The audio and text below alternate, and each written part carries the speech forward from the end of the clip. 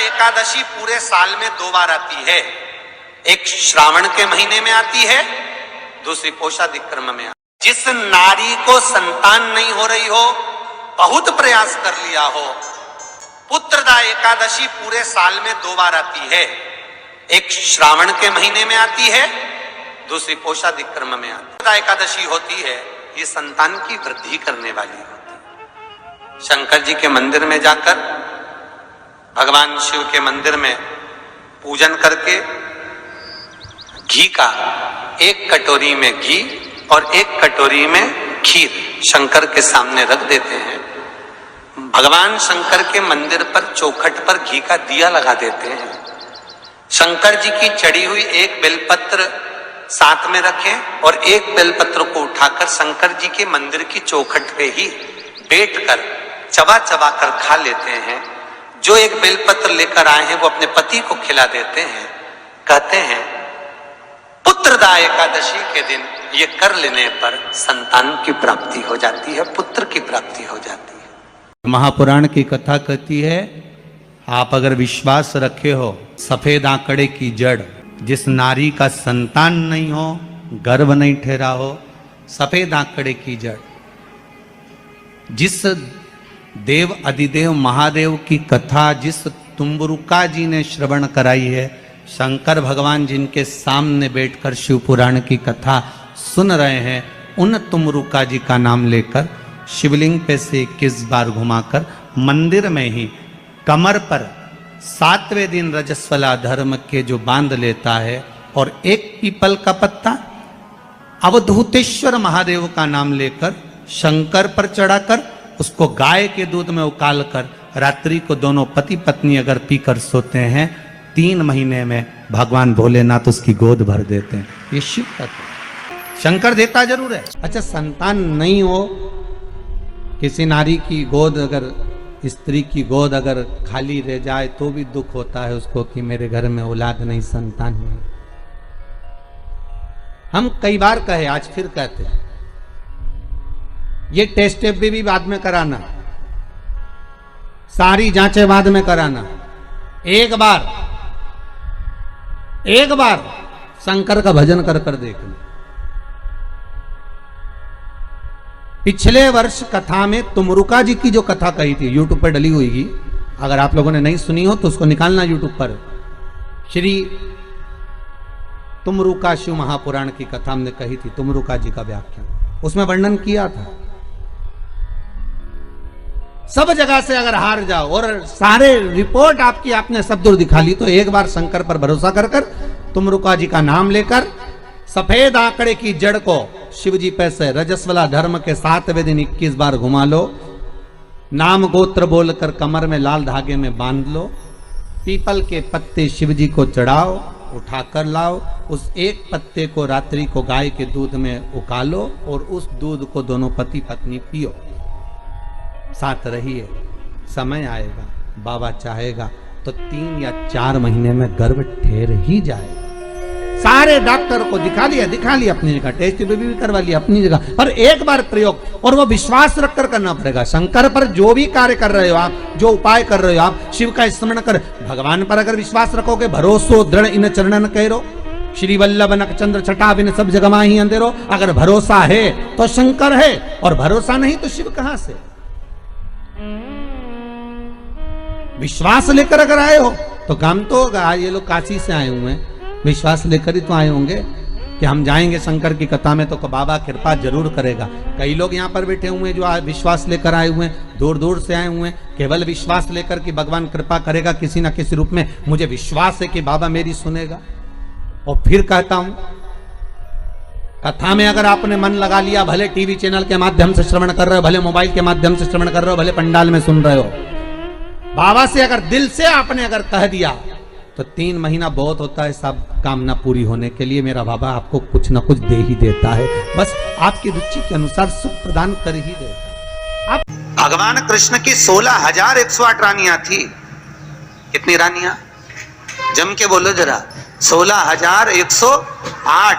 पर 16,108 रानियां होने पर भी भगवान कृष्ण के यहाँ जब औलाद नहीं हुई तब भगवान कृष्ण ने अपने गुरु गर्गाचार्य बाबा को बुलवाया और द्वारकापुरी में बुलवा कर पूछा, गुरुदेव मेरी 16,108 रानियों से औलाद नहीं होती, संतान नहीं होती, मैं क्या करूं? गर्गाचार्य बाबा ने कहा, तुम चिंता मत करो, पार्थिव शिवलिंग का निर्माण करो। शंकर भगवान के शिवलिंग का निर्माण कर कर एक एक रानी के साथ में 11-11 दिन तक बैठकर शिव जी का अभिषेक करो। और पार्थिव शिवलिंग का निर्माण गर्गाचार्य बाबा के कहने पर भगवान कृष्ण ने करा। एक एक रानी के साथ में 11-11 दिन तक भगवान शिव का अभिषेक करा। तब भगवान शंकर प्रकट हो गए और शिव जी प्रकट होकर बोले, कन्हैया मांगो तुम्हें क्या चाहिए? शंकर भगवान ने जब कहा, कृष्ण बोले मेरे यहाँ औलाद नहीं है। शिव जी ने कहा, क्यों चिंता करते हो? तुमने 11-11 दिन तक एक एक रानी के साथ में बैठकर मेरा अभिषेक करा है। जाओ मैं तुम्हें वर प्रदान करता हूं कि एक एक रानी से तुम्हें 11-11 संतान होगी और 1,77,186 भगवान कृष्ण के बच्चे हुए। ये शंकर जी की कृपा से। अब तुम्हें कितने चाहिए बोलो? भगवान कृष्ण के यहाँ अगर औलाद हुई तो किसकी कृपा से? अरे बोलो, भोले। कौन होगा ऐसा? कितना करुणामय, कितना दयालु, कितना आनंद देने वाला। ब्रह्मलोक के देवता भगवान ब्रह्मा, बैकुंठ के देवता भगवान विष्णु, और पृथ्वी का देवता अगर कोई है, इस मृत्यु लोक का अगर कोई देव है तो वो देवों का देव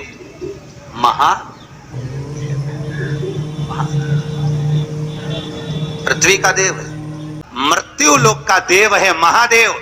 शंकर जी कहते हैं, भले तू ब्रह्मा को भज, चाहे तेरी मर्जी पड़े नारायण को भज, पर मृत्यु लोक का देव तो मैं हूं, पाला तो मुझसे पड़ना है ना, तब निपटूंगा तेरे से। अभी तू जा।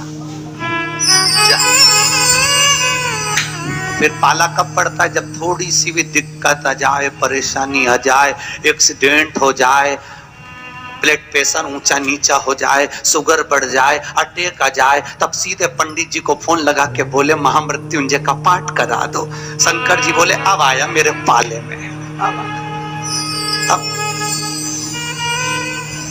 अब आया, लगे सब पाठ करने के लिए। भगवान नारायण का अगर विवाह भी कराने वाला कोई है लक्ष्मी से तो वो मेरा शिव ही है। कौन ने कराया था विवाह? शंकर भगवान। क्या नाम है माता लक्ष्मी की, माता जी का? अरे यहीं तो कोई ऊपर बोल रहा था, गुरुजी हमारे गुलबर्गा में तो खूब कथा होती है। आपका मालूम है गुरुजी?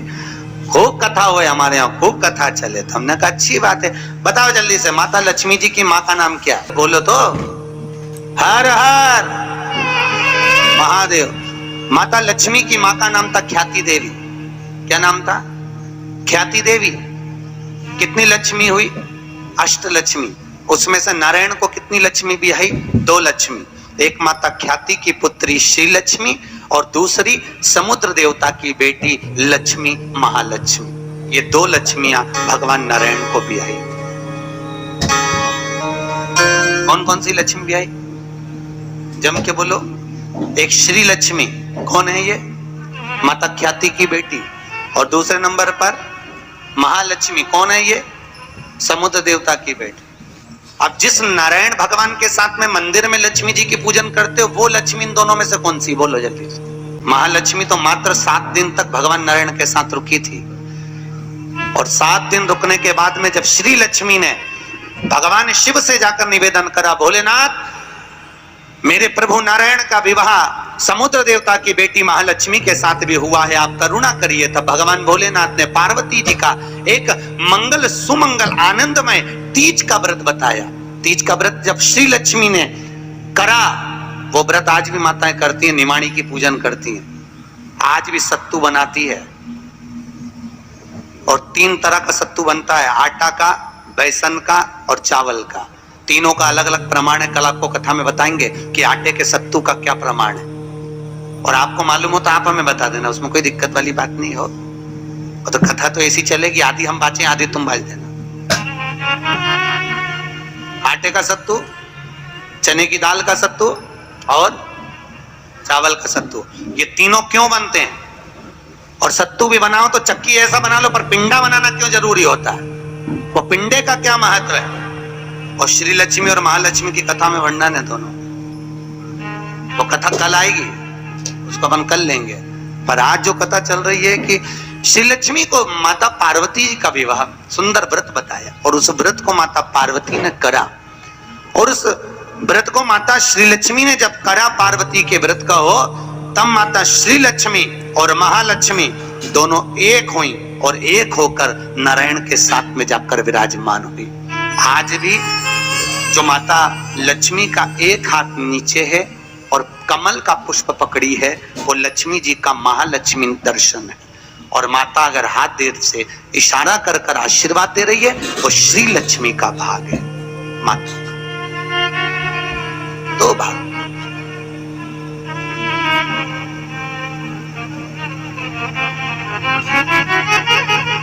दो भाग में विराज। आज बाबा भोलेनाथ की कथा कह रही, करुणा सागर भगवान शिव जो आनंद की राशि हैं, मृत्यु लोक का जो देव है महादेव, पृथ्वी पर रहने वाले जीवों को कष्ट ना हो, उनको सुख ही देने वाले, सदा प्रसन्नता प्रदान करने वाले। बद्रीनाथ किसका था? जिस बद्रीनाथ में नारायण बैठे हुए हैं, आप लोग बोलते हो ना बद्री विशाल भगवान की, अच्छे से बोलो, बद्री विशाल भगवान की। कौन बैठा है बद्री विशाल में? अरे बोल दो। तुम तो बोलने में भी घबराने लगे कि महाराज ना जाने क्या बोल देगा, पट्टा ही ठिकाने। कौन बैठे वहां पर? नारायण बैठे कि नहीं बैठे? तो वो बद्री विशाल किसका था? जिस बद्री विशाल के मंदिर में बद्री विशाल बैठे हैं, भगवान नारायण विराजमान हैं, वो बद्रीनाथ की भूमि किसकी थी?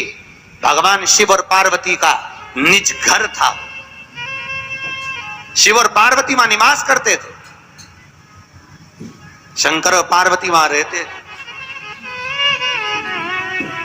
एक बार भगवान नारायण के साथ में लक्ष्मी मैया भ्रमण के लिए निकली बद्री का आश्रम, अलकनंदा नदी के तट। और माता लक्ष्मी ने जैसे ही बद्रिकाश्रम को देखा, इतना सुंदर आश्रम, नारायण ने शिव जी को नमन करा, शंकर ने नारायण को नमन करा, दोनों एक दूसरे को नमन करे।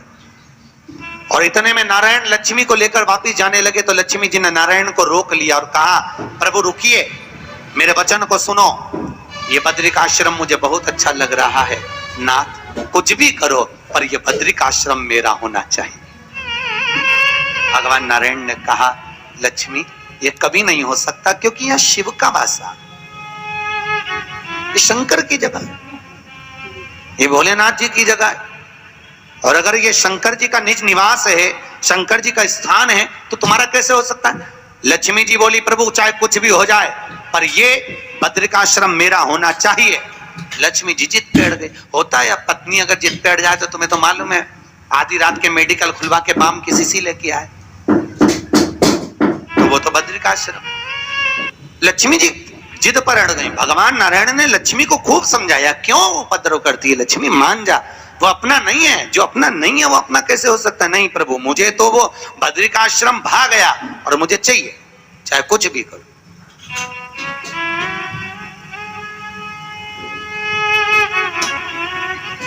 और देखो, अगर भाग्य में है, किस्मत में है, तो जरूर मिलता है, जरूर।